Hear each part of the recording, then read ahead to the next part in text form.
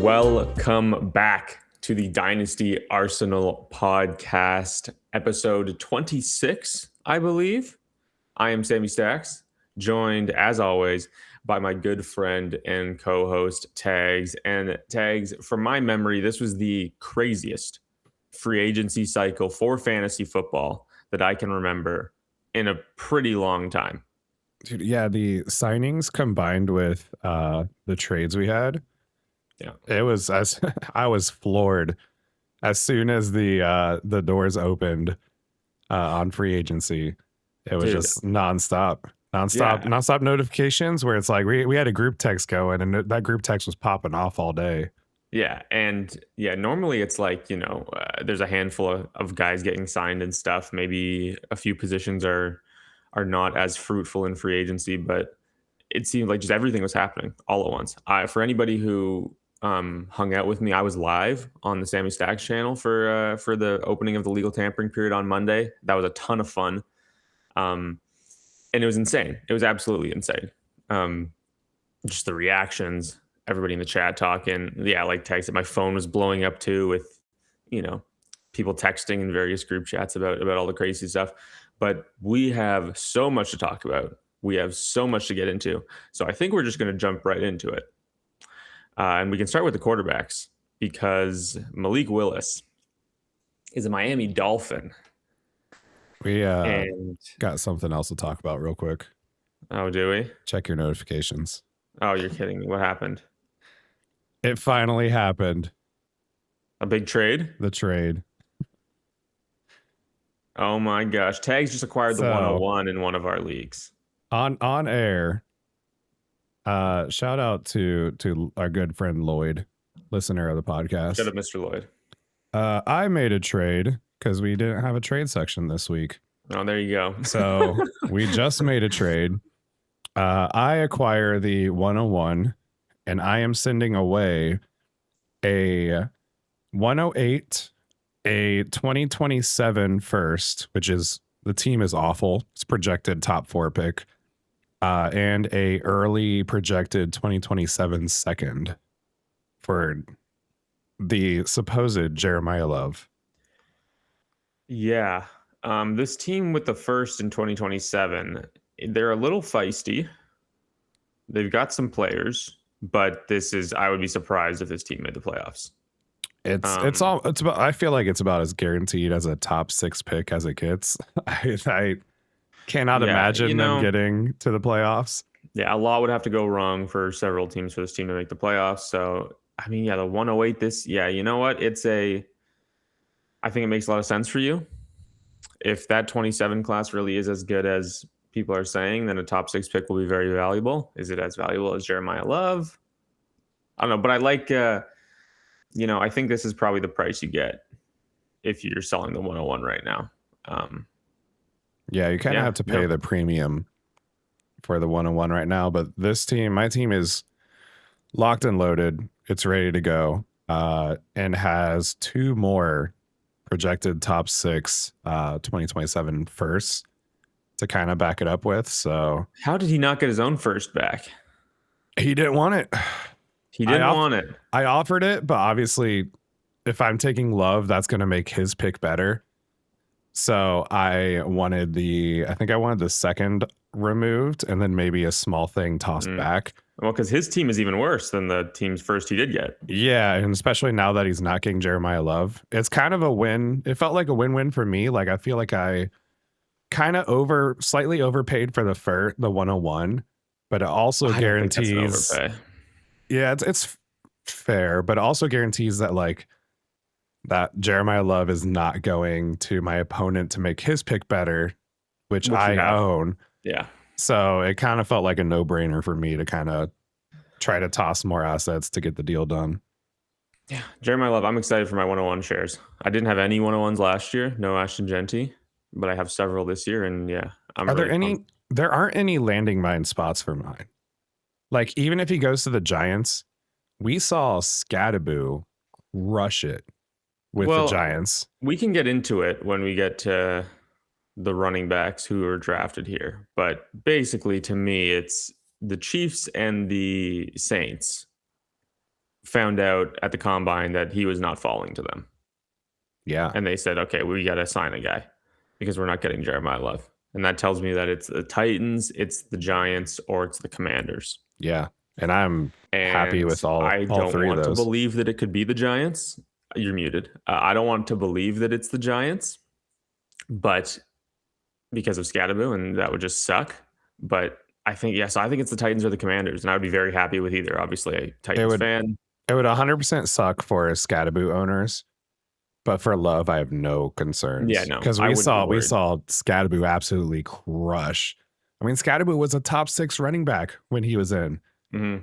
and you Love is going to be a top 3 running back with that same O line and offense. Yeah, I probably, and like, I'm not worried about Scadaboo eating into his work. He's too good of a player in that case.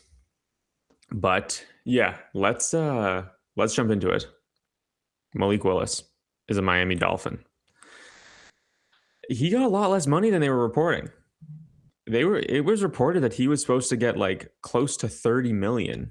He gets just over 20 a year, total of like 67 over a 3-year contract. And what were your initial thoughts hearing Malik Willis to the Miami Dolphins? It felt cheap.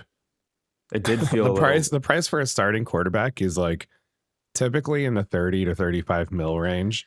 Like, this is barely more than Justin Fields' money. That is, I mean, that is true. But Justin Fields' money was also kind of prove it money. Like Is you're this coming not out prove of it money?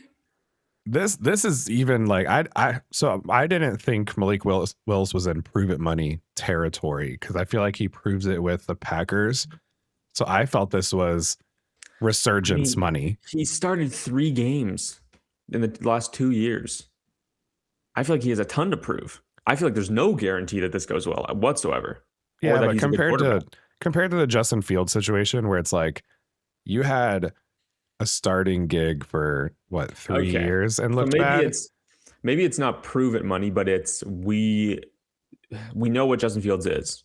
When we sign him to a 2-year, $40 million contract, we think that Malik Willis could be more, and we don't know yet. And so we're going to give him a little more. Obviously, I mean, we talked about it in the preview show.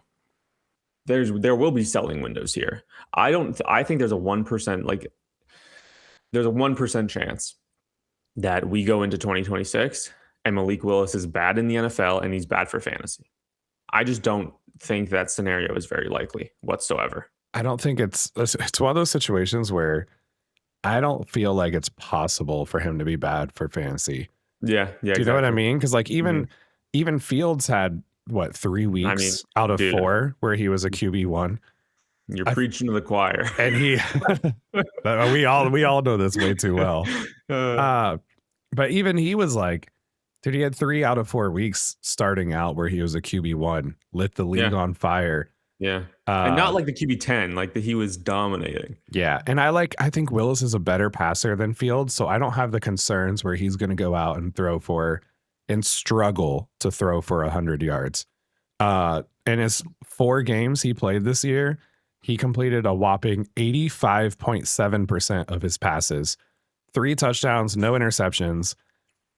Week 17, he went out for 21 completions for 288 yards, a touchdown, and also had 2 rushing scores on the ground against the Ravens, who are a good team. Yeah. And this was week 17. They're trying to win because they've got playoff hopes. Mm-hmm. So against the team trying to win to get into the playoffs against the Ravens, he went out and balled out. So I think he's a better passer than Fields. And I don't have the concerns that he's going to struggle for 100 yards passing like Justin Fields did. If Justin Fields could just be a competent passer, he would not have lost his job last year.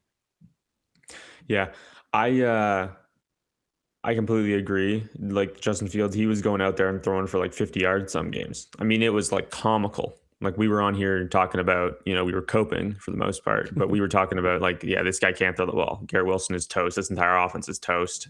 And I was of the opinion he wasn't going to get benched, and I was wrong. Tyrod Taylor is good enough to usurp him. And Malik Willis is not a unbenchable quarterback. Like, this is a similar situation in the sense that if he sucks, this 3-year contract does not matter. But what I will say An actionable take here. Here's what I'm doing with my Malik Willis shares. I'm holding on for dear life. I am not selling right now. I'm not even thinking about it. Nah. Because what he is worth right now is exactly what he'll be worth in week 4 when he's had a few good games for fantasy, even if he looks bad on the NFL field. If he has a Justin Fields start where you can clearly see the limitations as a passer, but he's running the ball and he's scoring a lot of fantasy points. Because also this team is going to be bad. Like the Dolphins are probably projected for a top 5 pick in 2027 as soon as the market's open for the season or whatever, right? But you'll be able to sell him for the exact same thing once he starts scoring fantasy points, and then there's the chance that he's really good. And if he's really good and he runs the ball, this is fantasy gold. And you've hit on a waiver pickup most likely, which has now turned into a top 2 round startup pick. That's what we're looking at a year from now, genuinely. Yeah, he's gonna be one of those players where just don't watch the games. Just don't. Or maybe you will. Maybe you will want to watch the games because he's awesome. Who knows? Maybe We don't know yet. That's gonna be one of those situations where it's like, okay, the eye test, he does not pass the eye test. It doesn't look great. Like that's how Justin Fields was. If you watch him I on loved the watching Jets, Justin Fields, by the way. you I don't know. would. Maybe I'm sadistic. I don't know. I enjoyed it. I enjoyed watching Every him run. time Justin Fields played, he was like, God, he looks awful. Like It's funny. this game's gonna toast me. Like he's gonna lose the week.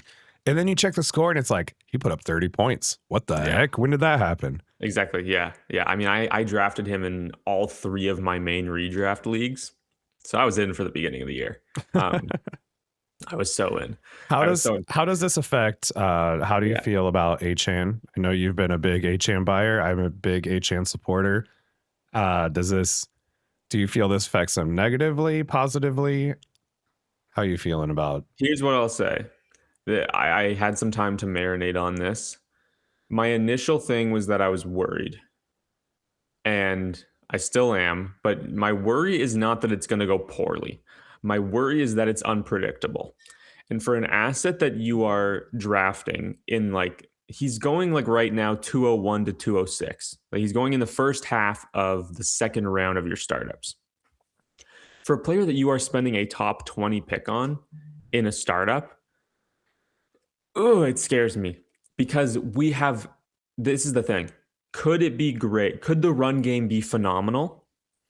And they're working together really well.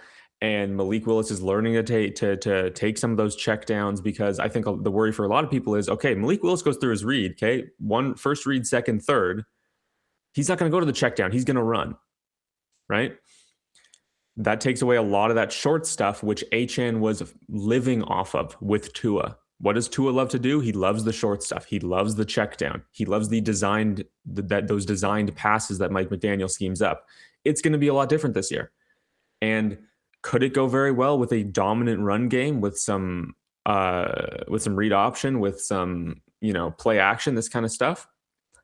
Yes, it could go very well. It could also go poorly. And the thing is even if I don't think Malik Willis is going to take this team to 9 wins.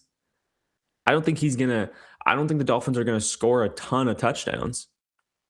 They didn't do that this past year with Tua, obviously, but the system was so good. It was built for Devon Achane. And now that you're trying to make this limited quarterback, who we think he'll be limited, probably, he's not the superstar. You're trying to make it work for Malik Willis. I'm not saying I think it's going to be worse for Achane. I'm just saying we don't know and what it's going to look like, and that scares me with the investment you have to make in him. Yeah, we see it all the time with rushing quarterbacks. A lot of them will, and I made this point last week on the pod, or 2 weeks ago, because vacation. Yes. And a lot of times rushing quarterbacks will, if they're rolling out of the pocket, they've got a running back leaking out. A lot of times they'll just decide to run because they can use the running back as a blocker. Whereas Tua would pass it. Man. Yeah. Oh my gosh. Devon's going to get blown up. He's not built for that. No. Was he 185? He's just a boy. Oh my God. Yeah. So I'm concerned about his receiving workload going down, but I think the bigger plays are going to be there on the rushing side because teams just can't. Teams are going to have to spy for Malik Willis. So a lot of those read option plays, like they're going to have to choose between Achan and Willis. And I have no idea how it's going to play out production wise for Achan. I'm a little trying to sell, especially if I can get Achan for the same volume he's been. I would much rather pivot to a similar value running back if possible, and Yeah, kind of just re-roll the situation. that's kind of where I'm at because yeah, like it just the it being so unpredictable. I'm not saying like I don't think, and I think Tags would agree. It's not sell him no matter what, right? Like at all, because there are still there's a huge range of outcomes here where he is incredible in 2026 and beyond, right? Like you said, with the run game just has the potential to be so dominant with these two elite rushers at their positions. But the unpredictable nature. The only thing I did in my rankings was I moved HN below the 101 and Hampton. That's what I did basically. Yeah, which that feels fair. I feel like right now it's kind of. I mean, we've had this talk. I feel the same about Chinty and Hampton. They're kind of the same to me. Yeah, kind of just pick your poison kind of thing. I feel like Achan's kind of dropped down to that tier, whereas before he was kind of in a tier of his own. It was Bijan Gibbs up here in their tier, and then those are kind of a lone Achan tier, and then it dropped down to the Genty, Hampton, 101, those players. But now it feels like Achan kind of took a bump down to that tier. Now that's a bigger tier in general now, with him being no longer a standalone tier. Yeah, looking at it right now, I think I'm going Genty over HN as well. Ooh. There's just people were upset about all the Genty slander on this pod. They're gonna be so happy with that take. It's again, we don't need to rehash it. But yeah, I just think that the Raiders improving with Tyler Linderbaum, that's big for them. I just think that it's just so hard to predict this situation, and HN is so incredible. And he is so talented, and he averaged 20 points per game over that last year. And it's just unpredictable now. It's more unpredictable now than even if Tua sucks and the Dolphins suck, we know what we're going to get. And now that's changed. So speaking of Tua, we can move over to him. He signs with the Atlanta Falcons to build the second ever all lefties quarterback room. I saw Kyle Borgognoni of the Footballers tweet out that there was like a Bengals quarterback room in like 88 that had two lefties. But this is the second one ever. Obviously, the Dolphins are paying him $90 million to not play for them. The only thing that this says for me is that the Falcons are worried that Michael Penix is not their guy long term, or he's they're having some concerns that he's struggling with the post-injury recovery. But yeah, it seems like a safety net move for me. And it kind of makes sense because a lot of their schemes, they don't have to reverse for a righty compared to a lefty. It's so funny, dude. It is so funny. It weirdly works. But yeah, it just feels like a safety net move. I was surprised Tua didn't go somewhere with a better starting opportunity personally. But also maybe those opportunities just didn't want them. Tags, is there the world clearly, I mean, you can, tell me if you disagree. The world exists where Tua is just better than Penix. Yeah. I mean, they kind of Michael Penix is not this like surefire, 10-year starter by any means at all. He has not looked incredible in any moments, in my opinion. Like he's been fine and he's hurt. He's looked decent. Sometimes he just has he has an insane arm. And sometimes that arm just goes crazy. The amount of times where he just rockets a ball completely wide of the receiver. Yeah. And I'm like, the pass looked pretty good. It just didn't hit the receiver. Yeah. Well, so, it's really funny because and Tua's the exact opposite. Tua's dude, you need to thread a needle. Tua's your guy. Just sometimes he just can't deal with pressure. Well, look, and Michael Penix historically, he doesn't throw over the middle of the field. He throws to the outside, right? What does Tua never do? Throw outside the numbers. All Tua does is the short stuff over the middle of the field. So put them So with together. their powers combined, Put them together. You got one healthy brain. You got two healthy ACLs, and you can throw all over the field. man, So they're just gonna try to splice them together, yeah, combine them. realistically, I think this is probably bad for Penix's value. Like it wasn't very high anyways, but like I don't have any shares, but I wouldn't be buying right now. I think it brings out a lot of concern because I don't think they make this move. I mean, it's so tough because it's 1 year for 1.3 million. So like, I Yeah. can't be that concerned about it.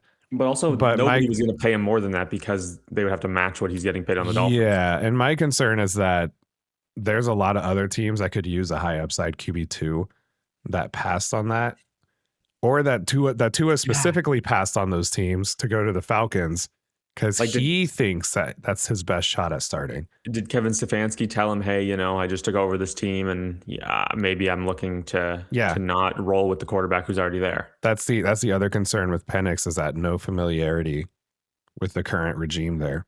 Yeah, yeah. So it's as if anything, it's a concern for Penix. But if I've got Penix, offer me any first. Oh It God, gets yeah, I it would gets love to done. Get a 112. Just Yeah, send me a I'm 112. here. It's done. You know what? Daniel Jones signed the transition tag, but I'm thinking maybe we wait until he signs an extension to talk about him because we probably will have that conversation once he has the contract, and we have a lot of guys who did sign to get through today. Yeah, I had to Google what the transition tag even was because he's the first It's a quarterback in weird 30 one. years to get one. Yeah, So yeah, essentially, it's like a restricted free agent, but with yeah. a loose contract in talks. Mm-hmm. It's so interesting. Like he gets paid 6 million less than if he just got the franchise tag. Mm-hmm. But it gives teams the opportunity to send an offer sheet to him. He can sign an offer with another team, but Indianapolis reserves the right to match the offer. Mm-hmm. So it's kind of like a go out, see what his market is. And But don't they have to send? it just feels like a gamble by the Colts to be like, we think teams are going to be turned off by your injury. So go out, test the market, see what you got, and we'll go from there. Doesn't don't they have to send picks? It's like a first or something, depending on the money. Or is that not a part of it at all? It's Do literally they? just I didn't see anything about sending picks. okay. I Maybe just not. saw that they basically like he can talk with teams, he can negotiate with teams. He can even sign an offer sheet from a team. But the Colts can match it if they But want. the Colts can match it. So Okay. The Colts basically get first right of refusal on Yeah. them. Okay. Yeah. So Yeah. yeah, we can Makes talk sense. more about them There's once yeah. something happens. Right now, there's some But smoke about they're working on a 2-year extension. So whenever that comes out, because there's also like Kyler hasn't signed yet. yeah, There's some tight ends still left to sign. Some wide receivers still left to sign. So we Kirko will. Chains. Yeah, Kirk Cousins. Yeah, there's a lot of dominoes to fall, and today is when the league year opens. We're recording this Wednesday morning. This is coming out Wednesday afternoon. The league year opens today, and there's a lot of people saying that's when Kyler's going to sign. So we wanted the pod out on Wednesday, so we're not going to get the Kyler news, but we'll have that next week. Moving over to the running back position, I got it. This has to be the first massive win for the Dynasty Oh my Arsenal. gosh. It's okay. There, We were all popping off because we're like, we called it. Like you guys, if you guys were listening to the thing is, pod, you would have been rich by now. It's funny. It's funny. We didn't even call this. We're talking about Kenneth Walker because Tags and I both in like November when it's going terrible, right? Kenneth Walker owners are in shambles. They hate their lives, all this kind of stuff. He's getting cucked on the goal line over and over again. And we were like, he's about to be a free agent. The Seahawks clearly don't value him, but the league knows that he's very good. So you can probably send a second round dynasty rookie pick right now, pick up Kenneth Walker, and then he'll be a free agent. We had no clue that that Sharps was gonna get hurt. He's gonna go on this insane run in the playoffs, win the Super Bowl MVP, and then get the best possible landing spot of any running back this offseason. And it Kenneth was Walker is a Kansas City Chief. I could not believe it when the notification came in. it is the biggest Arsenal win that we've had. And I'll even put up examples of trades that we did for Kenneth Mm. Walker, because I bought Kenneth Walker, I believe, in 2 leagues for a second. And that could And happen. Like that wasn't like somebody sleeping at the wheel. That was his value in like that November. was his value. Yeah. They're like, this guy's like a backup run. This guy's like a rotational committee running back with Dude, Zach Charbonnet. most of my negotiations were, hey, what do you want for Kenneth Walker? And they were just like, I don't know, just like any second. I just want him off my team. And I'm like, done, sold. Yeah. So And yeah, it was, we're going to keep doing that because, players that inherently have had a lot of value but aren't helping you score points, they don't have a lot of value during the season. I must say, you and I disagree on quite a few player takes sometimes, but when we combine forces, we're Oh, unstoppable. dude, Once we really are. once we're both in on the same player, that player blows up. You know what's funny? I also like that huge deal that we made in that one league had Kenneth Walker in it. I was sending him to you. Yeah. I did make the mistake of moving off of Kenneth Walker in some places, even though I did have a massive win on like what I sent. The value that I sent to him in the deal with Tags was a lot more than what I paid for him, but then it went up even higher, right? Which we'll get to. But Yeah, I mean the Chiefs need to fix it. They were tied for the longest active NFL drought without a 1,000-yard rusher. Their last was Kareem Hunt in mm, 2017. yeah, Bottom 5 in rushing yards per rush, and tackles avoided this past season. You know who is really good at avoiding tackles? Because as soon as he touches the ball, that offensive line was giving him nothing for yeah. most of the year. Um, yeah, he's just gonna crush there. The And Chiefs' offense. also, I think Kenneth Walker, the biggest like hit on Kenneth Walker, even coming out of the draft, was he's not a good pass catcher. But He's good enough. he wasn't, the offense he was in college just didn't run him that way. That's Exactly. not how it's schemed. I think he's a decent pass catcher, especially enough to add 50 receptions a year, which is valuable in fantasy. Yeah, I mean, the Chiefs offense has been dying for an explosive player like this forever. Like literally since Kareem Hunt left, like you mentioned. And it doesn't get more explosive than Kenneth Walker. So, I mean, I'm all in here. And it feels I like don't every single season for the past 4 years, we've all been projecting a running back to go to the Chiefs. And it finally happened. I was yeah. fully waiting for like them to not sign anybody and then give Pacheco an extension. And I'd be like, here we go again. Yeah, But it yeah, but finally no. happened. Every year we They project a running back there and it just never happens. So we were hyped. I mean, look, this is going to be he's going to shoot up draft boards. On Monday night, I was on Zach's stream for Dynasty Land, watching and commentating over a real startup, and Kenneth Walker went in the 4th round. I even think It's only the beginning. that seems like the floor. Like if you're in a startup, like it seems like the floor is the 4th round for him. He's already on underdog. He's already shot up to RB12. He's getting picked in the middle to the back of the 2nd round of redraft, like best ball leagues. So the hype is real. I mean, this has like top 5 running back on the year upside. And you look at the James Cook model of a guy who wasn't used to his full potential, wasn't given a full workload through however many years. For James Cook, it was 3 of his career, signs an extension, is getting paid big money, boom, adds 100 carries. Like Kenneth Walker is not coming to the Chiefs to be this committee running back with this kind of money, with this kind of financial commitment, right? He He is has good. he is the RB1 here. He is going to get the workload. The only other running back in this backfield is Brashard Smith. Like there are no concerns about workload here whatsoever. He is fully worthy of this price. Tags, I moved him above Jonathan Taylor. Wow. I was gonna say I'm looking at keep trade cut right now. He's already jumped Henderson, Judkins, Brees Hall, Bucky, Easy. CMC. He's my RB7. He is right below Jonathan Taylor, but they're pretty close. I moved him up to RB7. The only guys ahead of him, Bijan Gibbs, Hampton, Genty, Achan, Cook. And obviously Jeremiah Love. But dude, 3-year commitment. He's 25 years old. The contract on a top 5 offense when Patrick Mahomes is healthy.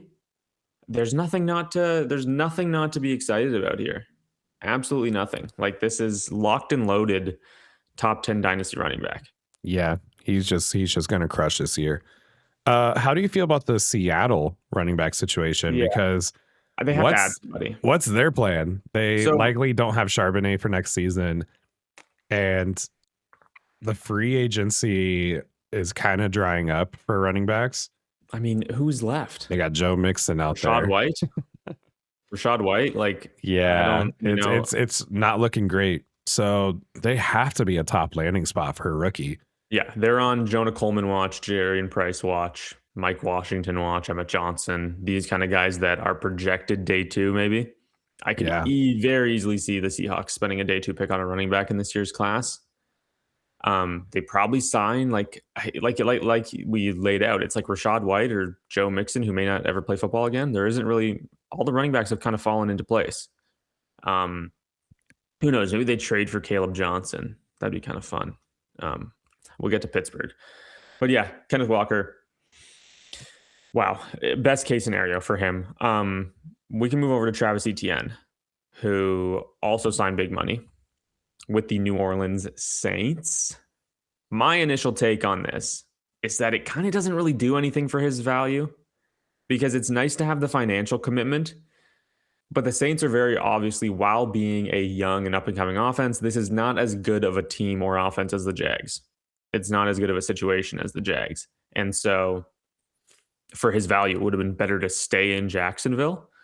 But the Saints are not a poverty franchise at this point. The offense, should be middle of the pack with some upside. Tyler Shuck looked good. Obviously, they have the wide receiver 1. Kellen Moore seems to be handling being a head coach pretty well there. So, I mean, I'm fine. He's a nice vet running back. He's 27 years old, coming off of his rookie contract. Like, this is a much older player. He obviously missed his whole rookie season with that knee injury. But in terms of Travis Etienne, doesn't change a whole lot for how I value him with this contract. I was gonna say this past year he had 1,100 yards and 7 touchdowns on the ground, 6 touchdown receptions, which was quite a lot. I think like 3 of them came in one game in like week Yeah, 15 or something. but I kind of figure he'll do more of the same. That seems to be like my projected stat line for him. Yeah. So it doesn't really change anything. I think he's still a good player. I'd still like to have him on my team. Um, I'm very curious. I have no concept of what his value is currently and how people are reacting to it. I would like to buy some shares. So I've reached out to a few owners just to kind of Mhm. see, like, test the waters to see if there's a kind of a down feeling about it, especially with Alvin Kamara being there and not knowing how that workload is going to be split. Yeah. For me, I feel like that tells me that Kamara's probably toast. At Yeah, least for Kamara, as a he's Saint. toast. I Um, kind of picture Kamara's workload being similar to Austin Eckler when he was with the Commanders. He was yeah. kind of a change of pace back, had some receiving upside, but If he's wasn't even there, though, particularly like, useful for fantasy. He was like, yeah, there were weeks where he could be tossed in the flex and you would get 10 points from him and you'd be like, cool, as my final flex spot, 10 points is fine. it's a desperate play in a lot of senses. But they did, the Saints are like restructured part of his contract. They like cleared some dead money in 2027 or they did something. I don't remember exactly what it was, but they did something which basically made it more likely that he retires. I saw some people talking about maybe he goes to the Broncos to reunite with Sean Payton, but with J.K. Dobbins signing there now, I think it might just be toast for Alvin Kamara. But the big thing with the Travis Etienne signing is everybody around him, Yeah. right? Alvin Kamara is probably toast, and then there's the Bashal Tootin conversation, which is to the moon? Question mark. I mean, we talked about how there's no running backs left to sign. So the Jet, like if he can avoid Jonah Coleman and Jadarian Price, Yeah. I mean, dude, He's like going to be one. I wonder too, um, what the price for Tootin would be. Because if you I can get shot him Tootin up my for a rankings. second, There's no way. I don't think there's really? any way now. You I think moved people are him up. trying to sell him for a first? Or are they just in like, I'm not going to move him at all until I see if I hit on the lottery with them? So I moved him up to my running back 21, and he's like valued around a late first. I would never pay that for him, especially without Here's the any comfort in knowing he's going to be a starter well for sure. here's the argument. All he has to do is avoid Jadarian Price and Jonah Coleman, in my opinion. Most prospect models that you look at, obviously, I'm affiliated with the flockfantasy.com site, the Fantasy Stock Exchange prospect model, and the Dynasty Domain Bakery, which is their prospect model, has Bashal Tootin would be the running back 3 in this class.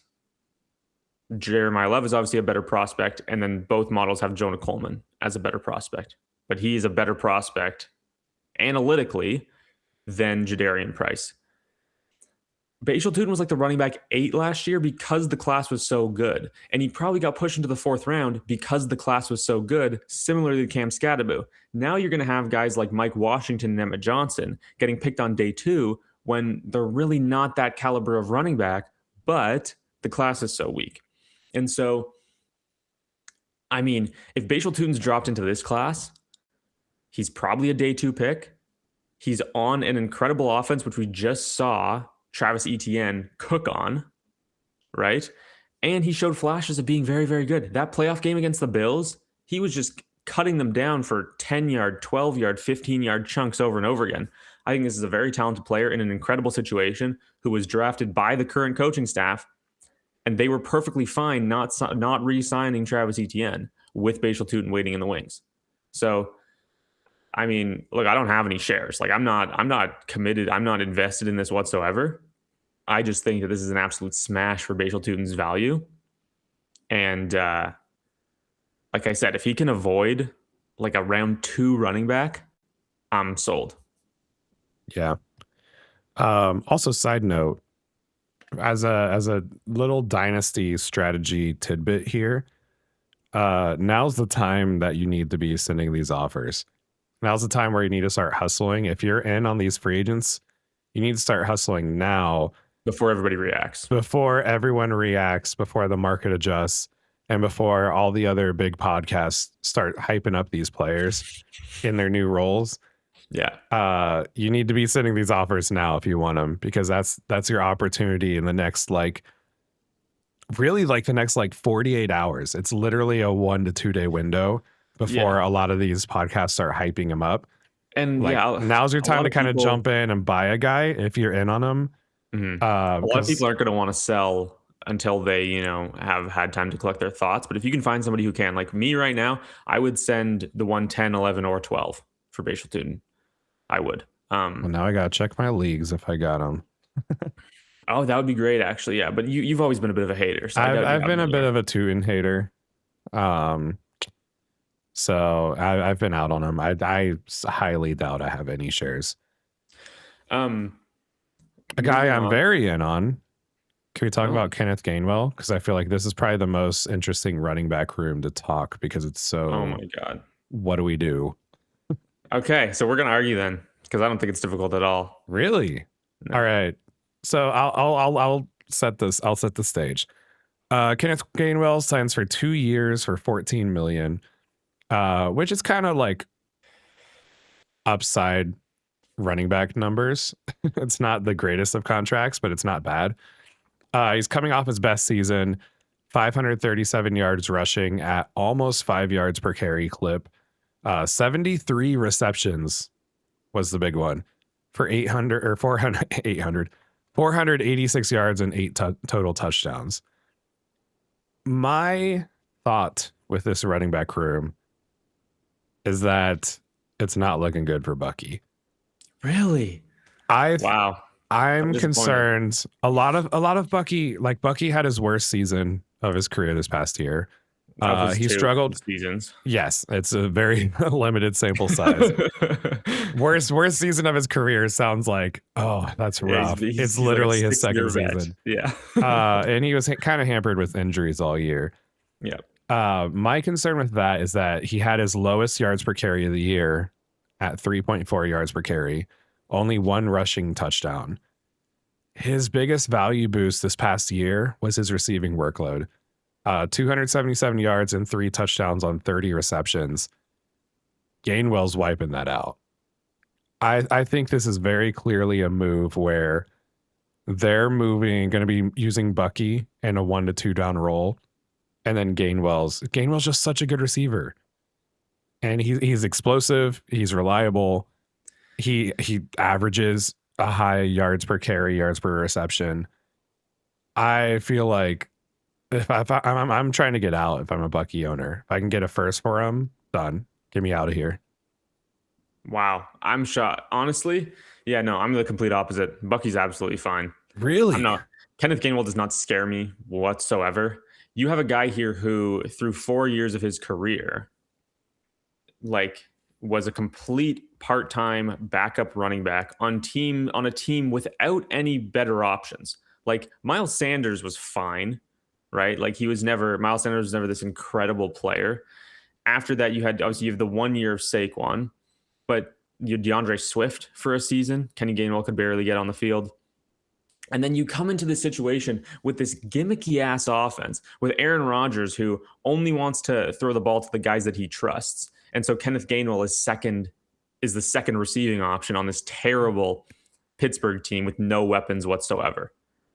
So a guy who just ran for 530 yards. Another thing, people are talking about the third down role. Like Bucky's third down receiving role is toast. 5 of Bucky's 70 plus receptions in his career have come on third down. So I think that Kenneth Gainwell is going to come in. Maybe he's going to split some third down, but he is the backup running back, in my opinion. I don't see this hurting Bucky whatsoever. Bucky got the complete workload to start the season. The Bucs offensive line was immediately injured. Then Bucky gets hurt for 2 months. He comes back and the team is in absolute shambles, right? Everybody was hurt. Baker was hurt. Mike Evans was gone. Egbuka was banged up. Godwin was banged up. The offensive line was hurt, and he struggled. And so I don't think I've moved Bucky down at all, besides the fact that I put Kenneth Walker over him. I think that he is very, very talented. I think Bucky's awesome. I don't think this one season of Kenneth Gainwell in a contract year is going to come in and really take any of Bucky's valuable work. Like, this is the Rachaad White role. Were we ever worried about Rachaad White for Bucky Irving? No, because we shouldn't have been, because he's not as good as Bucky Irving. Kenny Gainwell for $7 million does not concern me. Like, who could they have signed that wouldn't have had you worried, is what I would ask. Out of this list, a Dobbins. Like, you wouldn't have been worried if they signed Dobbins? Actually, I think I would, because all my Dobbins takes are very pro. Like, that's what I'm saying. I think a lot of the reaction, and this isn't necessarily your reaction, a lot of the reaction is like, oh my God, they signed somebody else. They were letting Sean Tucker and Rachaad White walk. They were going to sign somebody. I do think Gainwell's better than Rachaad White. And his Gainwell's yards per carry, his yards per reception. Why did it take 5 years, though? Like, why through 4 years of his career on the Eagles did he do literally nothing? Like, actually nothing? It's a good question. And the Steelers are such a specific offense where Aaron Rodgers needs certain things to operate, right? He's so particular. He's such a limited athlete. I just think we saw the absolute best from Kenneth Gainwell. And I think that it was incredible. Like, he was great, right? He also didn't have like, Jaylen Warren is not as talented as Bucky Irving. I think it did unlock, because I feel like no one's really known what Gainwell is, how to use him. I feel like the Steelers unlocked what his ideal role should be. And I can't imagine the Bucs seeing the production and efficiency that Gainwell operated last season and not being like, how can we implement this? Because he was so like he passed the eye test. He looked great every time he touched the ball. He was probably the Steelers' most explosive weapon on that Yeah, team. no, he definitely was. He was basically their top receiving option, even over DK Metcalf. I think he's a versatile player. He's explosive in the passing game. He's great at blocking. He's a great pass blocker. He's great on the block and releases. I think I feel like he cuts more into Bucky's workload than Rashad White did, because I think he's better than Rashad White, which I think he's also a better rusher than Rashad White just based on his yards per carry, because it's not like the Steelers' offensive line was great last year, but No, he still averaged almost 5 yards per carry. yeah, I just think that I'm gonna believe more of like how a team. Maybe the Eagles were just blind to what they had, right? I just don't think that this 1 year of Kenny Gainwell in this very specific situation with Aaron Rodgers in this Aaron Rodgers offense on the Steelers, that doesn't. I'm not gonna believe that to be the truth going forward. Well, And the Eagles also don't operate with a pass catching running back. no, Like that's true. when was the last running back they had that had four or 500 yards receiving? No, yeah, not with Jalen Hurts. But I would ask, like, why wasn't he more desired on the market? Why didn't more teams want this player if he is going to have such a large role? J.K. Dobbins got 10 million a year. You know, that's where I'm. And it is a really bad running back class.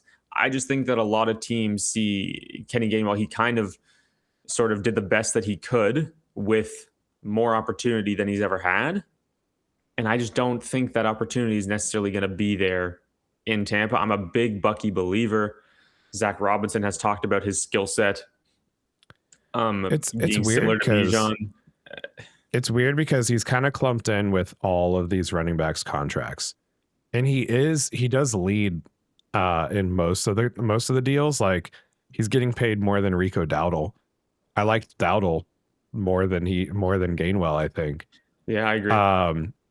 Dobbins resigns. I've got 2 years, 16 million on my notes. Oh, really? Because Um, it was reported as 2 by 20, and Spotrac has it as 2 by 20. is that with incentives or? That's just I just have value in Hmm. AAV. And then Tyler Algiers, 2 years for 12 million, He got less, yeah. up to 16 million in incentives. I thought Tyler Algier would get more money. I thought Rico Dowdle Yeah. would get more money. Hmm. Dobbins, I thought he would get less money. Yeah. Yeah. so The Broncos really so wanted it's to keep weird him. because Gainwell still leads all these players that I liked a lot in the contract. So like 2 years for 7 million, I'm not scared off by that, because for a running back 2 on a team, that's still a decent chunk. Yeah. They had much cheaper options available, and they passed them up to get Gainwell. Yeah. So I guess, everybody can make their own conclusions. It seems like I think you and I are both at the far ends of this Bucky spectrum where you're Yeah, really worried. I And I don't am care at all. I am also a known Bucky hater, Yeah. as we've talked Yeah. about. So take that as you will. But yeah, I think they signed him for more money than a lot of these other options, and I think that carries some weight. So I'm curious. I'm excited to see how how the split looks like there. It's probably the most interesting situation that I see, because I have no idea how it's going to look. See, I think the Pittsburgh situation is very interesting because I think this is terrible for everybody. This is bad for Yeah. Rico. This is bad for Rico. It's bad for Jalen Warren, and it tells you that Caleb Johnson is kind of toast. I hate this. I completely hate this. If it's Rodgers or if it's not, I despise this. Um, yeah, I don't think there's much else to say. I don't think there's anything to be excited about here. Yeah, Dowdle's kind of dead to me. I mean, what this move tells me is that I feel like it's going to be Dowdle on first and second down, and then Jalen Warren is going to inherit the Gainwell role, because Jalen Warren is more of a pass catching dynamic back Yeah. from what I've seen. So to me, this feels like they wanted, like last year they had Warren and Gainwell, and they both kind of played the same role. This year it felt like they wanted to get the early down work so they can just free up Jalen Warren to be the pass catching guy, which is going to kill both players' value because it just limits both of their upsides if they're only playing 60% percentage And not on a good team. and not on a good team. Like, even if it's Rodgers, Jalen Warren was fine last year. What Obviously Kenneth Gainwell stole the show by the end of the season. It's also And weird that like we're like, God, I hope Rodgers signs so they can be decent. I Because mean, that's dude, what's their alternative? I mean, their alternative has to be like Kirk Cousins or Kyler. I did see it was Kirk, and I'm like, we're gonna go from Aaron Rodgers to Kirk Cousins. All right, guys. Will Howard, like I know some people like Will Howard. They could be a Ty Simpson team, but yeah, it's not exciting. We'll have a better picture of that once we know who the quarterback is. Aaron Rodgers is going to hold them hostage until August, probably. Yeah. And it's dude, I would hate being a Steelers fan right now. That just sucks. For him to just be able to do his darkness retreat and go to the pyramids until 2 weeks before the season, then just be like, yeah, I think I'm going to play. It's just Dude, it's not right. To not give I don't like it. them a option before the NFL draft of like what you're doing, because he did that last year too.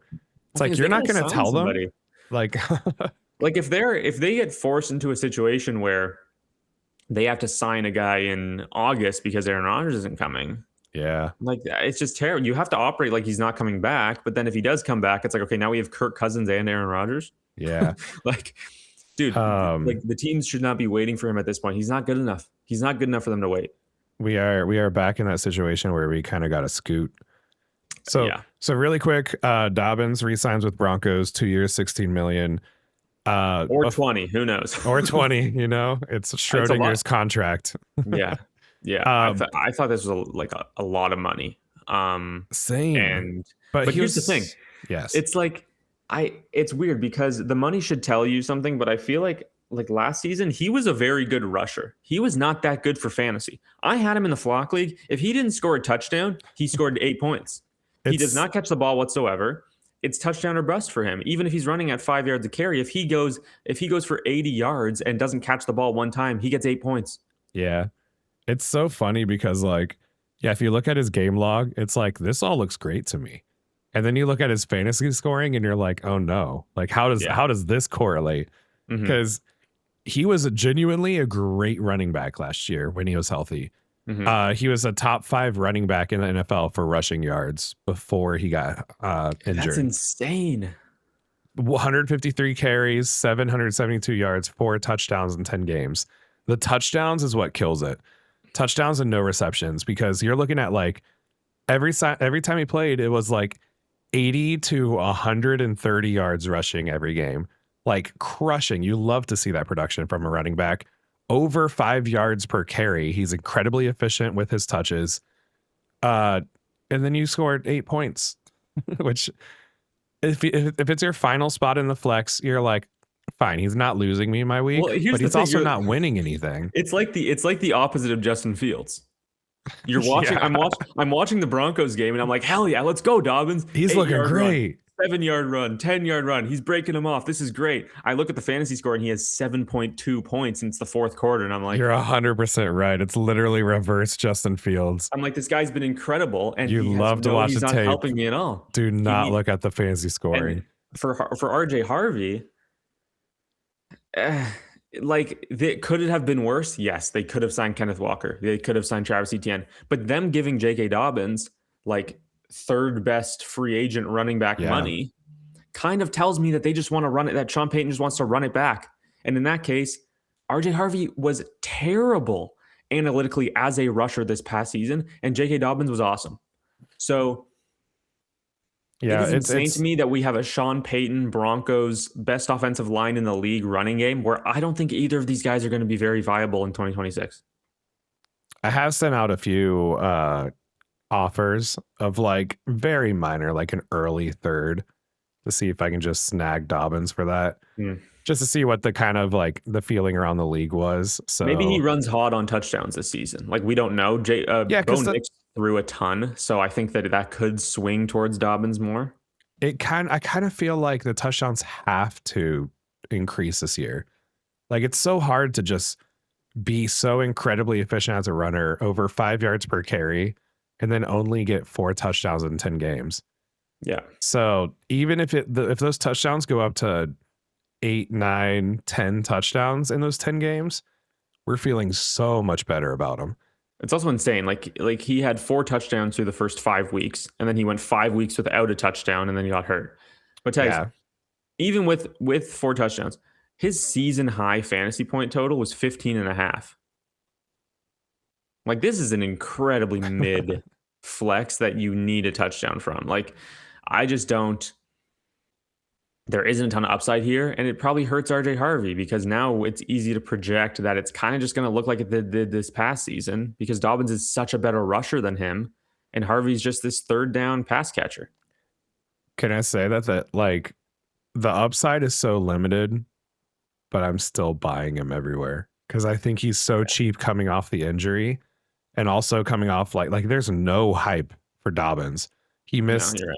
he If you missed can the get him for second a half. third, of He course. missed the second half of the year. Even if I can get him for a late second, like I'll send the 210 for Dobbins, Yeah, yeah. especially Especially in deeper in leagues. this class. And I think Mhm. people will see the value of a second and be like, yeah, Dobbins is toast to me. Especially when it's on the clock. Like I think this is a rookie draft move. Like you make this, you send this offer while a pick is on the clock, and somebody's like, oh, Damon Claiborne was a fourth round pick to the Jaguars or to the Seahawks or whatever. I'm going to grab him at the end of the second round here. Yeah. I have a feeling I'm going to be buying him everywhere because I think his value is so low and his production. He was so efficient last year. I'm just going to buy him low, banking that he's at least a usable flex for me. And upside is running back 2 value if he can flip over more touchdowns this year. But moving on, do you want to talk about Tyler Algier real quick? Yeah, Tyler Algier signs with the Cardinals for this was the contract I was probably surprised the most by. Same. I really thought that he was viewed higher than this around the league. He gets Rico Dowdle money. He gets less than Kenny Gainwell Yeah. on a 2-year, $12 million contract. I don't really like this for Algier. I think that this tells us a few things. They brought Connor back, so Connor's there for 2026.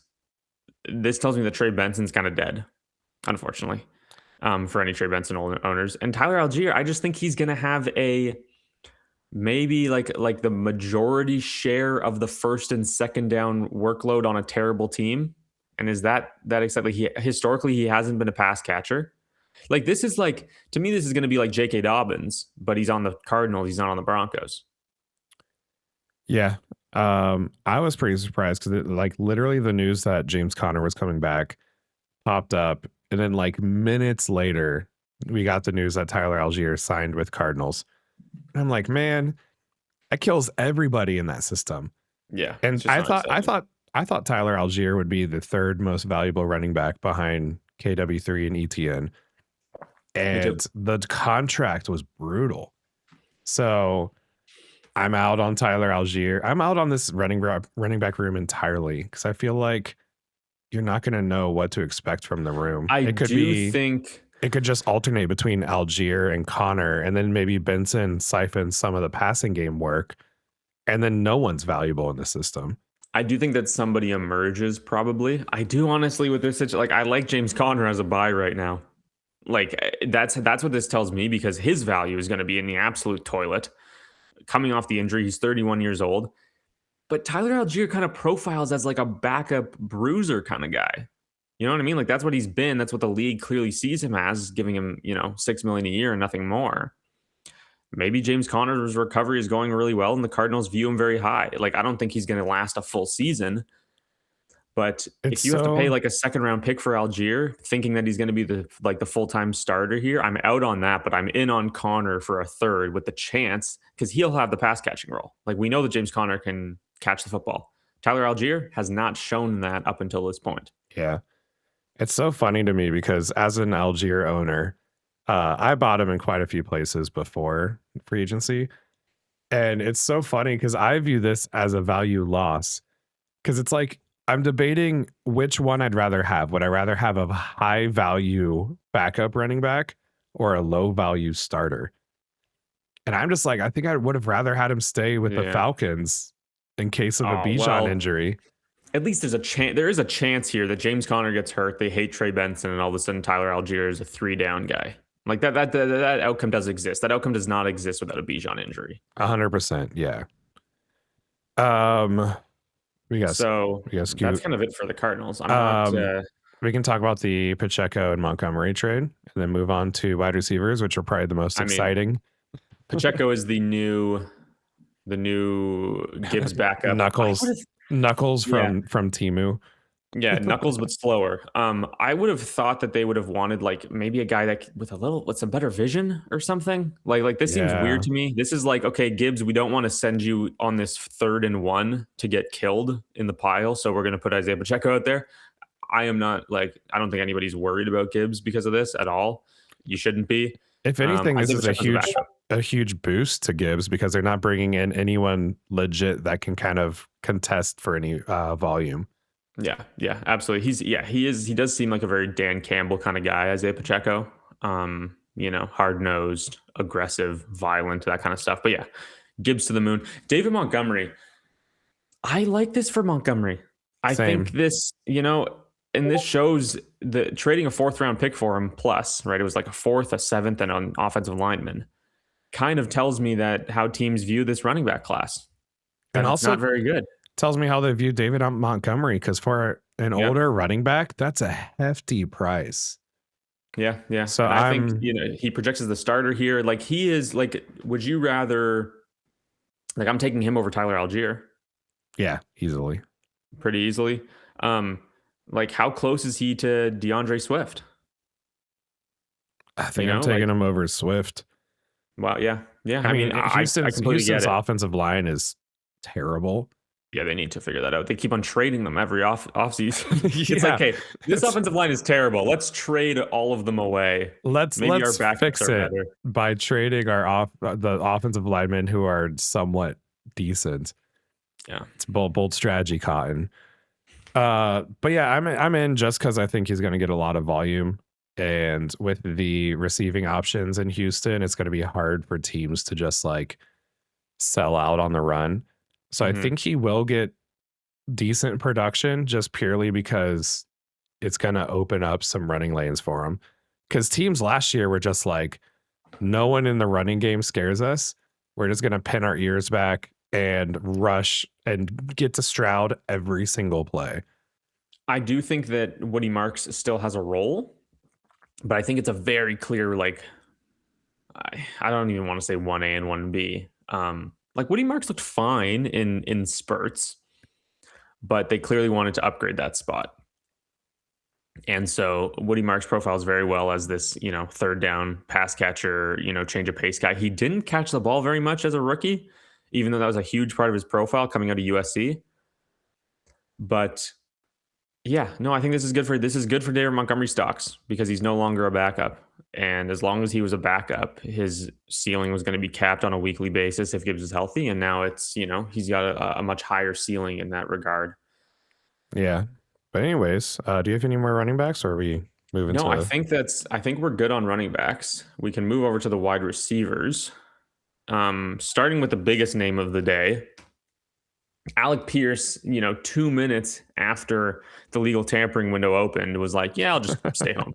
I'll just stay at home. He signs an enormous contract. I think, if I am correct, I heard this, so don't quote me. This is the largest free agent contract of all time. It is, which was so $114 surprising million. to me, which makes sense because like the best wide What if receivers don't make it to free agency. this They is get good? extensions or they Yeah. get traded and then signed. Well, even then, it wasn't even the highest wide receiver contract of all time. I think it's the highest free agent contract, like total ever. Because like you said, guys don't really make it to free agency. And when they do, they get overpaid. Yeah. And this is going to be a very good, like bar trivia question in 15 years.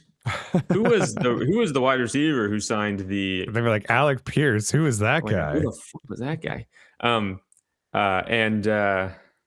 Yeah, I mean, look, he's good. He had a good fourth year contract year, but I don't know how you feel about this, Tags. I argued with Zach for like half an hour about Alec Pierce on Monday night.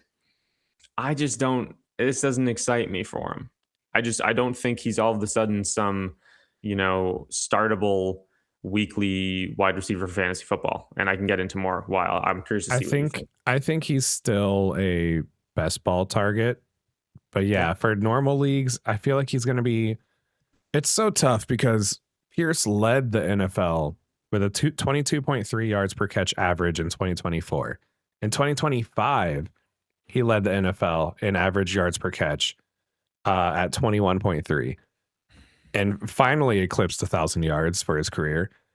Uh, it's going to be so interesting because, like, the minute that he signed the deal, they traded Pittman away. Yeah, which we'll get into. Which they had to for contract reasons. You can't have Alec Pierce money, Pittman money on the same team while also negotiating a contract with Daniel Jones. Yeah. So they had to move Pittman just to make the contract work. But clearly they value him and see him as their wide receiver one with that kind of money. Like you don't sign someone to that money and not make them a high value wide receiver one that you have a plan for. So I'm kind of in on him. I'm very curious to see what his price will be in Dynasty because if I can get him for a second, an early second, I'll gladly pay that. I don't think I'm in the range where I'm comfortable paying a first for him. But I don't think they move Pittman. I don't think they sign him to the biggest receiver contract of all time. If they don't have a clear plan for him to make him a productive wide receiver one on their team. I do think this is a big plus for Tyler Warren and Josh Downs, though, because that's going to open up a lot of underneath stuff Okay. for them. So I'm kind of with you. I view him similarly as an early second. Like I would pay an early second for him in this class. But I think where I differ is just that maybe this does say, okay, we have a plan for him and stuff. I just don't know if it's a very good plan. And I don't think it's going to work very well. He has a career season in which he only catches 47 passes. Okay. 47 receptions this year.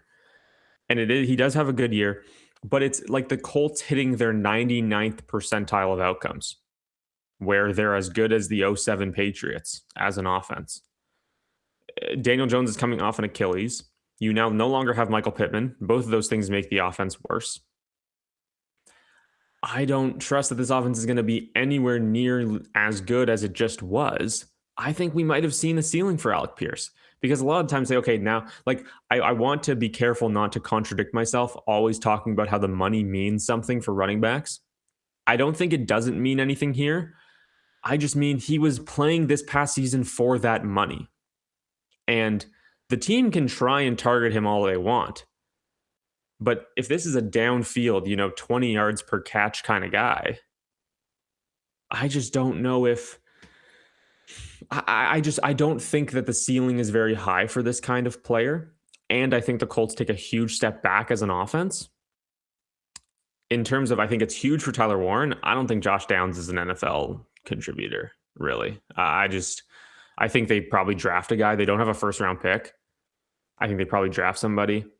Dude, the truthers for Josh Downs, they're going to be coming after you.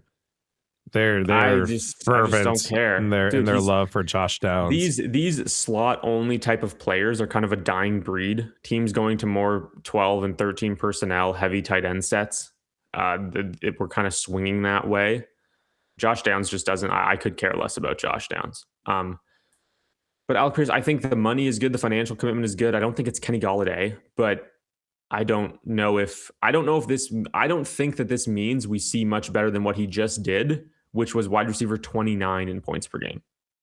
Like, yeah, I do think this is wheels up for Ty Warren though, which makes me makes me like my 101 deal I made a few weeks ago for Tyler Warren plus the 108 or whatever, 107. Makes it feel not as good to me because I feel like Tyler Warren's gonna be fed so much volume. Like I feel like this move is what Ty Warren needed to take the McBride step up because I feel like he's going to get a ton of volume. If we see Pierce stays the long deep ball guy, say he's getting 5 to 6 targets a game with those high value targets, that's going to open up a ton of targets for Ty Warren. So someone's got to move the chains if Alec Pierce is handling all the deep routes. Yeah, yeah, absolutely. And like I said, I think they probably draft somebody maybe on day 2. Yeah, but I could also see Pierce developing into more of a more versatile role because Yeah, he didn't need to be that with Pittman there. Pittman was a do everything receiver. They didn't need Alec Pierce to do anything. So I could easily see Pierce's role expand to be not just a downfield guy, but to be the Pittman do everything guy. here's what I'll say. The money is enormous, obviously, right? That is evident. The money is huge. Um, but I want to be careful with using the money too much to like project what he's going to be. Because right now, with this AAV, okay, he is the why doesn't Spoke Track have numbers? 1, 2, 3, 4, 5, 6, 7, 8, 9, 10. He's the 11th highest paid wide receiver by average annual value. Okay. Right behind T. Higgins, right ahead of Jalen Waddle, DJ Moore, and Jamison Williams. Okay. Is he closer to that, or is he closer to like I think he's closer to like Rashid Shaheed, Jerry Judy. Like I don't like Chris Godwin got 22 million a year. I just think that he got paid so much because the Colts wanted him back so bad. He hit free agency, got his like market value price, came back to the Colts, was like, hey, this is what teams are willing to pay me. Pay up or I'm leaving. And they're like, okay, fine, we'll pay it. Like this is very clearly an overpay. So I don't want to be like, okay, he's the 11th highest paid wide receiver in the NFL. The Colts are gonna use him like their, number one. Like, how many targets do you think he sees next year? Probably like 70. I mean, he was Not 84 this past season. I oh, think if I it was thinking receptions. So yeah, okay, targets I feel like he's going to be more in the 100 range. yeah, I think he could. But is this really going to be like a 70 receptions for 1,200 yards and 8 touchdowns kind of guy? I don't see that. And that's the improvement that you would have to see. Like, look at like Mike Evans's career. Okay. Mike Evans is a good comparison in terms of just the numbers he was putting up. Okay. Mike Evans is through like 2017, 71 receptions, 86, 67, 70, 74, 77, 79. Not really hitting those huge reception numbers, right? But he's always over 1,000 yards. Is Alec Pierce going to do that? Because that's the profile that he needs to be in order to have this to pay back this value, right? So I'm just sort of fine not having this asset on my roster. Um, I'm just not very excited. I think, like you said, it's a good best ball play. But even on underdog, like they reacted to Kenneth Walker. He's the wide receiver 38. He's behind Parker Washington. That's way too low. Like people just aren't. Nobody. He's one spot ahead of Michael Wilson. Especially an underdog where it's best ball. That's crazy. People just aren't really. People aren't excited about it. I think Shane Steichen's an incredible offensive coach. And I trust that he's going to know how to utilize Pierce in the best way possible to make him productive. Sure. I do think we see a slight step up. I just think maybe he's like 60 for 1,000 yards and 6 touchdowns. Yeah, which is still valuable for Dynasty. That's probably what wide receiver up mid to low wide receiver 2. Yeah, maybe if he plays all the games, maybe he's averaging, fringe wide receiver 2-3 numbers, which I think it's still semi-valuable. Like he's my wide receiver 37. But he's in a big tier. He's at the bottom of a big tier. So I feel like he'd be in the same tier as like Waddle now. A lot of those wide receiver 2s that have some upside, but are more than likely than not just going to be mid to late wide receiver 2s the rest of their career. That's kind of how I view them. Like if I was if I was debating between do I want Waddle or do I want Alec Pierce, I feel like I would have to think on that because I feel like it's pretty close. I mean, they both averaged 12 points per game this past year. And it was Alec Pierce's best year of his career, and it was one of Jalen Waddle's worst.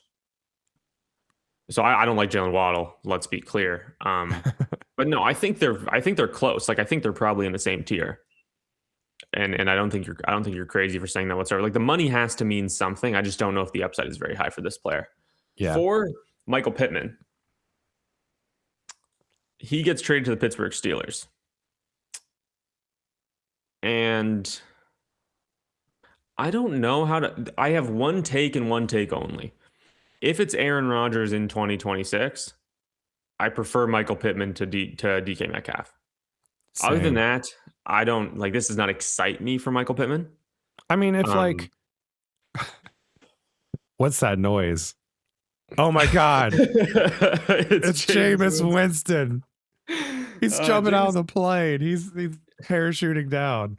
I don't know if I can imagine a coach that would hate Jameis more than Mike McCarthy. I don't know if oh my god, that would be incredible. I don't know if he's a Mike McCarthy kind of guy. See, I feel fine if it's Kirk Cousins or Aaron Rodgers there. Like it's fine, but it's not exciting. No, but Rodgers also isn't exciting. I feel like Cousins and Rodgers is the same to me. Like mentally, like the production's going to be the same. I don't think there's a quarterback they could. I do think Michael Pittman is like a very good receiver for Aaron Rodgers. Like him versus Metcalf. Obviously, they're both tall, right? But Metcalf is this, big, strong, fast bully. Pittman is more of the nuanced route runner, separation guy, which I think is what Aaron Rodgers wants. It's probably why it didn't really work with DK Metcalf last year. And also just works better in fantasy as a whole. Yes. I'm all in on Pittman over DK this year. Especially if they get a competent quarterback that can feed and supply a wide receiver one. Because I think Pittman is going to be that volume guy. And Pittman's hyped. Well, they re-signed him, right? Because they traded for him and they signed a 3-year extension. Signed a 3-year extension for $59 million, which is decent money. But Pittman was hyped to move. Have you seen his tweets and stuff? He was talking about how like his wife had a dream a few months ago that he was in a Steelers jersey. Really? And he's That's funny. So hyped to be moving to Pittsburgh. Well, so Michael Pittman is now the Pitt man. You know what? I think we're out of time. I think let's just wrap this up while we have peaked clearly. This is good stuff. It was a good one though. I actually like that. Thank you. I've been working on that all morning. I only show disgust to hide my amusement in it. You're embarrassed to find that funny. I know. Yeah, so I don't think there's many huge takeaways for this. We obviously talked about Alec Pierce. I think they add somebody else. Like it's not like Pittman was taking all of Alec Pierce's targets. He only had whatever. Wandale signs with my Tennessee Titans. Called it. We paid. Yeah, we'll go maybe next week after all of the signings come through. We can talk about. We can see who did well in the predictions. So far, I am doing terrible, and the only prediction I got right fully is Rashid Shaheed back to the Seahawks. Everything else I was wrong. Which I also got that right, so we're canceled out on Tags that. Is taking me to lunch. But Wandale, the Tennessee Titans paid Wandale $70 million over 4 seasons. I don't think this goes very well. I think at absolute best, he's a PPR merchant. And maybe he, how many balls did he catch this year? He's had 140 targets 2 years in a row, 93 and 92 receptions. He was the wide receiver 14 overall this past season, 19 points per game. Which that's balling. He was really good. Like the amount of teams where I had him as my wide receiver 3, and every week I'm just like, keep doing what you do, man. You're crushing it. And Brian Daboll, very happy with Robinson. Brian Daboll being the offensive coordinator, there's the familiarity there. Knows how to use them. I don't think you pay him this if you don't want the slot role to be a big part of your offense. So I guess there's that. He'll be on the field a ton. He played 91% of the snaps this past year. which for a slot receiver is a lot. So just the Titans offense is not very good. If you believe in Cam Ward, which I do, maybe I should be more excited about this. I just think long term, the team is going to be trying to find a way to make it so that you don't have to rely on Wandale. Like that's what he feels like to me. It's like, okay, for a team that isn't very good, that doesn't have a lot of options, like, am I confident right now that Wandale Robinson is the best wide receiver on the Titans? No. I just don't know if he's that good. Who's over him? I maybe Alec, maybe Chimere DK. Like I just don't think he's very good. Maybe I'm underselling him because of the 1,000 yards, but just he was. I get that he was really good. I do, but why did it? It took 4 years. I don't know. I don't know. I don't know. I like the move because I think he's going to be volume hog in PPR. They clearly needed a guy who could reliably get open. And I think Wandale's that guy. There's so many. Wandale's so quick. He gets in and out of his breaks so quickly. He just creates a lot of space very quickly. I from watching his tape last year, I'm all in on it. I love Wandale. Okay. He's just such a. I feel like he's going to Wow. be the safety net that Cam Ward needs. And then maybe they go out and get a Carnell Tate to kind of fill an outside big body role. Yeah, Uh, there's not a ton of smoke for wide receiver at 4 overall right now, but I would love to see it. It seems like it's probably going to be Jeremiah Love. Um, but maybe I need to get a little higher on this. which Support. It's weird that Wandale Robinson's a Tennessee Titan, which but if they get Jeremiah Love, that's gonna completely wipe out that first layer of offense because they're gonna have to purely focus in on Jeremiah Love. So I feel like there's gonna be so many play action plays. They fake it to Jeremiah Love and then just hit Wandale on a sweep, get him in a bunch of yak opportunities, get him on some jet sweeps, faking the inside run to Jeremiah Love, get Wandale on a sweep across. I feel like that opens up that first layer of defense for Wandale to just kind of feast in if they do go Jeremiah Love. yeah, I would say I think that he's like his ceiling is probably what he just showed. I Like I think don't. so, and that's This like is and it's fine, I right? don't think he's going to be a wide receiver one, but No, if he's a high end wide receiver two, I'm stoked with that because I think he's like yeah, flex price right now. You can definitely. probably get him for a second. Yeah, you probably can. You probably And can. if I'm getting a mid to upside wide receiver two for a second, I am ecstatic with that price. So for the price, I love Wandale because I think you can get him pretty cheap, and I think he's going to be he's not going to lose you weeks. I think he's going to be productive every week. Mike Evans is a San Francisco 49er. Probably uh I was convinced he was coming back to the Bucks. the most shocking deal that was made.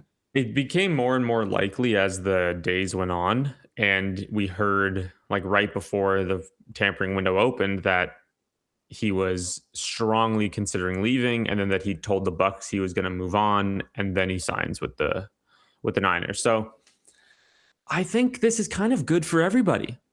I think the Niners project better than the Bucks do, at least in 2026. So for Mike Evans as a contending piece, this is good for him, I think.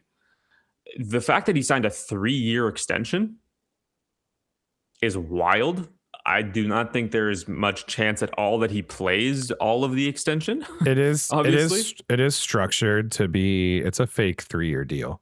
Yeah. There's only 16.3 guaranteed. 3 years up to 60.4 million with incentives. So it's a prove it deal. It's essentially like you kind of have to view it as a 1-year deal. And then if he balls out and they want to extend him, they can, but they have an out after this first year. So it is a propped up kind of a fake 3-year deal. It should really be viewed as a 1-year deal since there's only 16.3 guaranteed. But yeah, it's good for Mike Evans shares, I think. The fact that he lands in a good situation where he's the clear wide receiver one there, as long as he can stay healthy. Um, Dude, you just uh, know the turf there is doing that, like dude, the freaking that meme. substation, the substation, the substation is all over Mike Evans's hamstrings already. Um, for the Bucks, I think this is really good for Mike Buka. Just completely clears out the opportunity to be the clear bona fide wide receiver one in this offense. Um, you could argue Mike Evans is there. He's still the number one target. Chris Godwin's not going to be that in the playbook. You It's going to know, be a Mike Buka, and that is really exciting. you know who I think the biggest winner of this is? Jalen McMillan? Jalen McMillan, Hell yeah. because Yeah. he's gonna slot right into Mike Evans' role as Big kind of X. being Yeah, the absolutely. big X receiver. Hmm. So he's gonna be another one because I feel like Jalen McMillan has shown that he can be the go-to guy in an offense. He had that stretch with Evans being injured where he was on fire. Yeah, a lot of Big touchdowns touchdown at the end guy, of dude. it. He was Yeah. almost guaranteed a touchdown like every single game he was starting in. Yeah. So I feel like he's another buy for me where if I can get him for cheap, a late second, get him as a cheap toss in on a deal. Hmm. If you're negotiating with someone and can get him added in as a little sprinkle on top on a deal, I love that because I feel like he's the biggest winner out of this move. I I do. don't think it changes like Buka's role at all. Doesn't No, change Godwin's role at all. But Jalen McMillan slots in perfectly right into that X role. I do worry a bit about how the Buccaneers are always kind of trying to stay ahead of this type of stuff. Um, Specifically with If they draft like a Denzel Boston, then I'm just like, dude, they could easily like at 15 overall, Jordan Tyson falls. They're really high on him. They're not worried about the injuries. yeah, Like it wouldn't shock me. And the thing is, like with Emeka Egbuka, they had Mike Evans, Chris Godwin, and Jalen McMillan. Obviously, Godwin was coming off the bad injury, but they had those three wide receivers. They take Emeka Egbuka because they love the player. So I don't think his role is super secure, but at the same time, you're paying like a late second round pick for him. So what is secure with a late second round pick? Regardless, Romeo Dobbs signs with your New England Patriots, and this one I don't think for who knows how much money. nobody has any idea. It was so funny. There's like this tweet with four different reports, some saying 3 years, some saying 4 years, some say and any amount of money between like 52 and 80 million. Nobody had any clue what the number was for this contract. But right now I have on Spotrac 4 years, 68. So he gets like the same as Rashid Shaheed, the same as Wandale, basically. Um, I just think like he's in an ideal world for the Patriots. He's like the wide receiver 2 or 3, like him and like they finally get a one, whether that's AJ Brown, whether that's somebody in the draft, and then like Kayshon Boutte and Romeo Dobbs are the 2 and 3. And it's just I don't. He's not like it. Just doesn't excite me. I'm like whatever. It's tough to see kind of how the production's going to play out in that room. Because I like Dubs. He's so consistent. I feel like Mhm. not much changes for Dubs because he's going to be the 700 to 800 yard receiver, and it doesn't. I think he's going to be usable some weeks, but it doesn't particularly help your team. No, So and you're not really. I I don't feel know like if he's going to be the same as he always is, 7 to yeah. 800 yards. Just pencil it in. But he is a reliable receiver that I think the Patriots needed. So I was Well, it's probably excited for the signing. yeah. It's probably better for the Patriots as a team than it is for fantasy football because Yeah, like it's I way more think exciting as a an fan. actual NFL fan. Yeah. But like I don't think he's gonna elevate to a consistent wide receiver 2. No, I completely agree. And kind of same thing with Rashid Shaheed. I think like a lot of this money was the special teams appeal that he has. Yeah. They're excited for what he can do on returns and that kind of stuff. Torrey Horton is there, who I really like. They're definitely still looking to add somebody. Like they've been mocked a wide receiver at the end of the first round a few times, whether that's Denzel Boston, staying in Washington, whether that's Casey Concepcion, Omar Cooper. They are definitely looking to upgrade that spot. Like they didn't really use him at all. Like I felt he would have been better, back in New Orleans where they were throwing him deep shots. Um, Or maybe he could have gone to the Raiders, Clint Kubiak, just follow him around from the Saints to the Seahawks to the Raiders. I thought that could have made a lot of sense. But the Seahawks bring him back. Again, I don't know if he's going to be a fantasy relevant option at all. I would wager that he's not. Yeah, just kind of a best ball guy. Yeah. I don't feel good starting him in my team in a normal dynasty league. The last wide receiver to talk about, unless there's anybody else that I missed, you can let me know after. But DJ Moore. I'll make a point before we get into the DJ Moore thing. Sure. Jalen Naylor getting 3 years for 35 mil. It's not the most exciting thing, but I think the money is enough to where it intrigues me. And I think the opportunity there is enough to where it's intriguing because that wide receiver room is wide open for the taking. And if they get Fernando Mendoza in there, I think he could be a sneaky volume play this year that you can get incredibly cheap, like third or maybe even a fourth. A team that just wants him off their roster as they're making room for rookies coming in. Yeah, I really like Jack Besh. Obviously Brock Bowers is there, and then now they have oh my god, they don't have the 14th overall pick. They had the 14th overall pick, and then the Ravens backed out of the Max Crosby trade. And now they no longer have the 14th overall pick. So I was going to say, they probably they could be a Jordan Tyson team now. They could have even been a Mekhi Lemon team if he happened to fall there. But now it's an early second or bust for them. So yeah, I mean, Jalen Naylor, whatever. He was on waivers. Like, sure, pick him up off waivers. I don't send a fourth for him if you have that, if you want to bet on that volume. Yeah, I at least see like volume plus money there.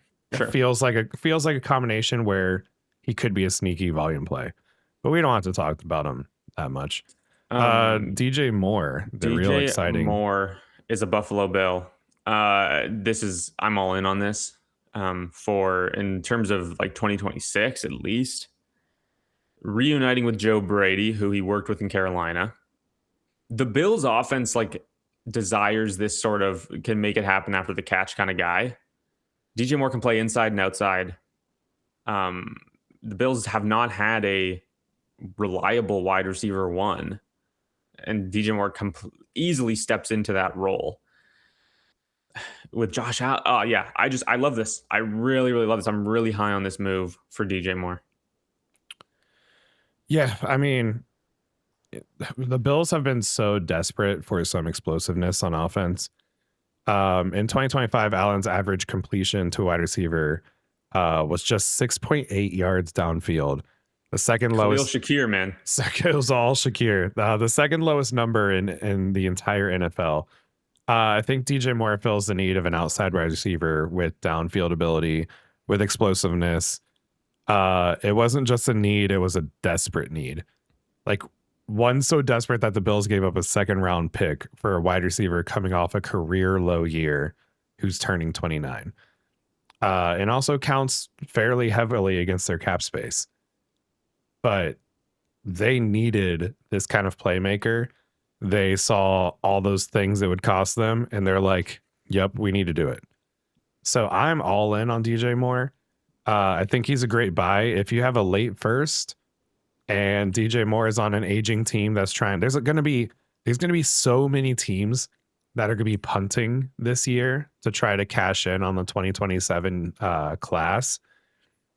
There's going to be, I'm positive there's going to be plenty of opportunities to go buy DJ Moore for a late first this year or an early second plus next year. And especially when all season people are talking about how good the class is, the seconds probably gain some value. I think you're absolutely right. Here's what I'll say about DJ Moore. I think you got to buy him in the offseason. What I'm going to say right now, I think DJ Moore is the Devontae Adams of this year in terms of veteran buy that is awesome for you. Devontae unfortunately didn't win any leagues because he got hurt, but he was obviously awesome. Moves to a new team, high-powered offense. I think that DJ Moore is in that. But he did get you to the playoffs, and I think that DJ Moore is completely in that mold. And yeah, really, really high on the DJ Moore move. I think he's going to be awesome in Buffalo. I also think it's a win for Shakir owners because they can Dude, I move can't stand Khalil Shakir. I can't stand him. because they can move him back to being a quick game yards after catch based slot player rather than being the fulcrum of the offense. And I think that's the role that he really works best in. And I think they can get the most out of him in that role. To So I me, feel like it's a win-win for the entire offense there.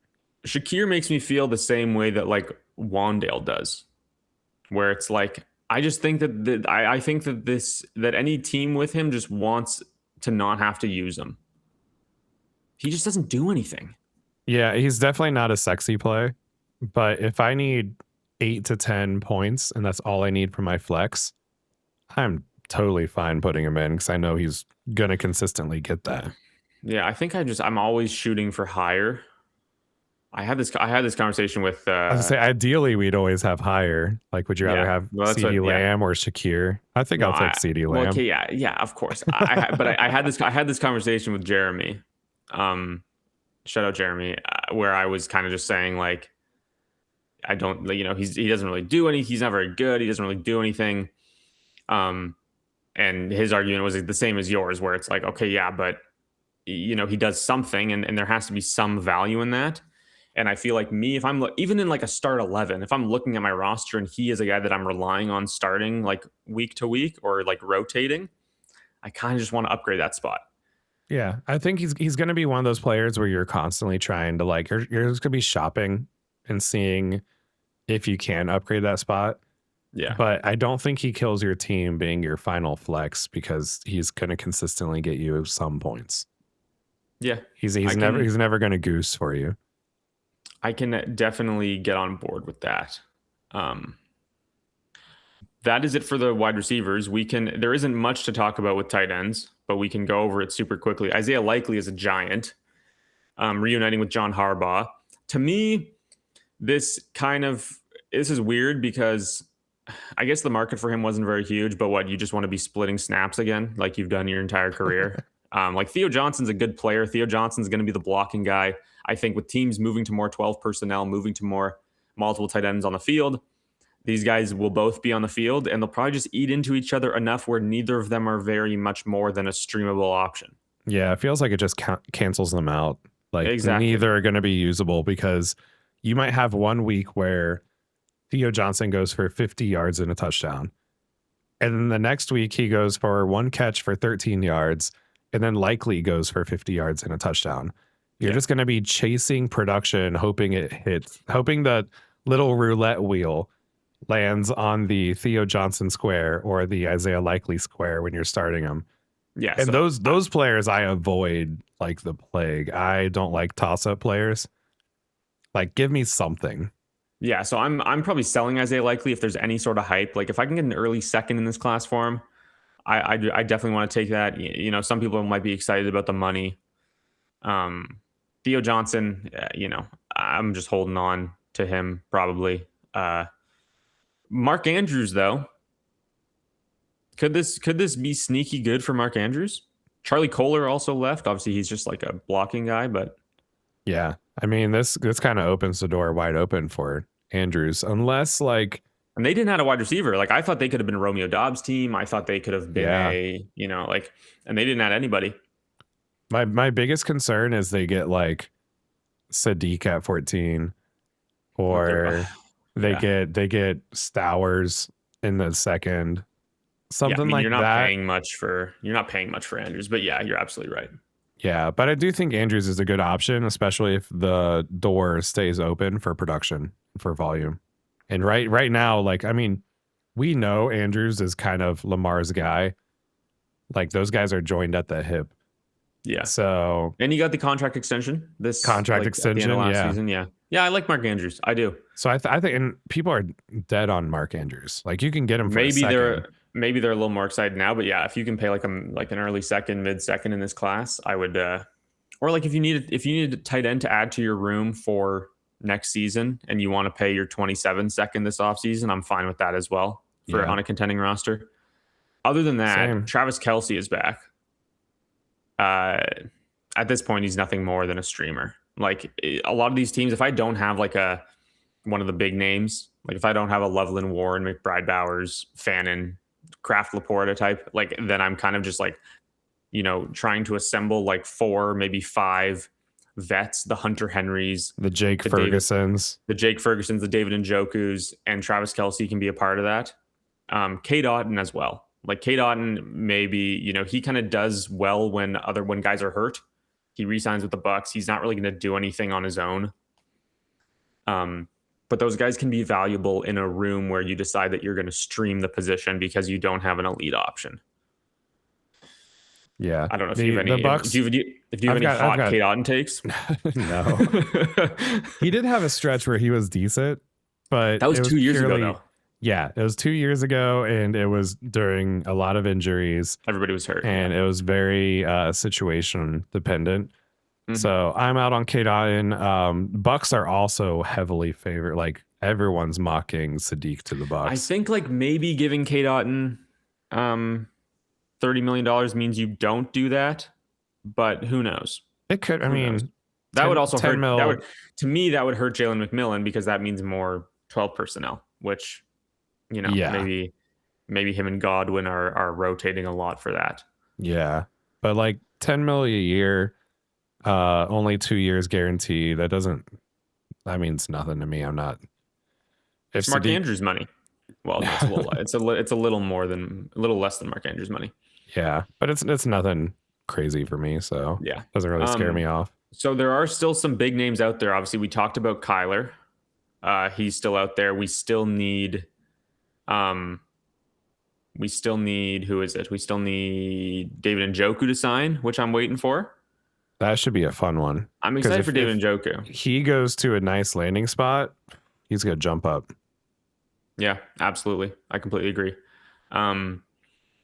Other than that, yeah, that monster of an episode, probably our longest we've had. We're just hitting an hour 40 here, but I think the people will appreciate it. I know me personally, I love when my favorite podcasts drop and it's a 2-hour episode.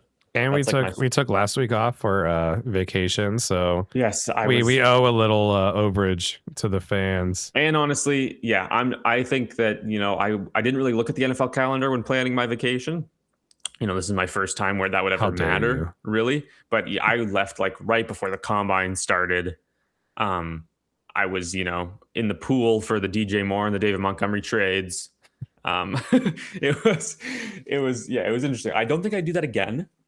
But this was great.